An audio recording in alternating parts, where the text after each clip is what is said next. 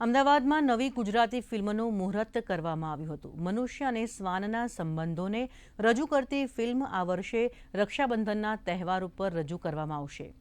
શ્વાન માત્ર પાલતુ પ્રાણી નહીં, પરંતુ રક્ષક, સાથી અને નિસ્વાર્થ પ્રેમનું પ્રતીક છે.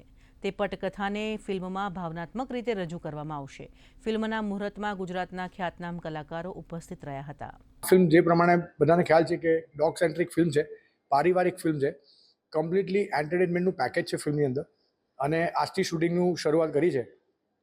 10મી એપ્રિલ સુધીમાં અમારું શૂટિંગ કમ્પ્લીટ થશે એવી આશા છે અમને. અને 28મી ઓગસ્ટે રક્ષાબંધનના દિવસે ફેસ્ટિવલના પીરિયડમાં અમુક અમારી ફિલ્મ રિલીઝ કરી રહ્યા છે. So we are very excited and we are hope કે જે પ્રમાણે દર્શક મિત્રોએ અમને લોકોને અત્યાર સુધી પ્રેમ આપ્યો છે અમારી પાછળની બધી ફિલ્મોને, એ પ્રમાણે અમને પણ આ ફિલ્મમાં એવો જ પ્રેમ પ્રતિસાદ મળે એવી જ અમારી આશા. બહુ બધા ઇમોશન્સ એ બહાર આવશે, જે આપણી આજુબાજુ થતા કિસ્સાઓની વાત છે. ફૂલ એન્ટરટેનમેન્ટ છે, કોમેડી છે, ધમાલ છે. તમને બહુ હસાવીશું. અને જે ફેમિલીઝ ડોગ્સ જોડે જીવે છે, કે એમની આજુબાજુ છે, કે જે લોકોને કદાચ પ્રેમ નથી, એમનો કદાચ પર્સપેક્ટિવ પણ બદલાશે આની સાથે. અમને બહુ ઈચ્છા છે કે આ ફિલ્મો નાના છોકરાઓ સુધી પણ એટલી જ પહોંચે. કારણ કે વાર્તા ભાઈબંધીની છે, નાનપણના ભાઈબંધો.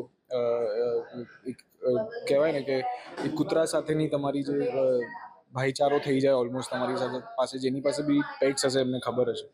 સો આઈ થિંક એ બહુ પ્રેમ પૂર્વક વાર્તા છે. આ ફિલ્મમાં મારું કેરેક્ટરનું નામ જીમી છે અને બહુ જ સરસ એક ડોગ સેન્ટ્રિક ફિલ્મ છે. અલગ વિષય પર એક ફિલ્મ બની રહી છે, તો બહુ મજા આવશે.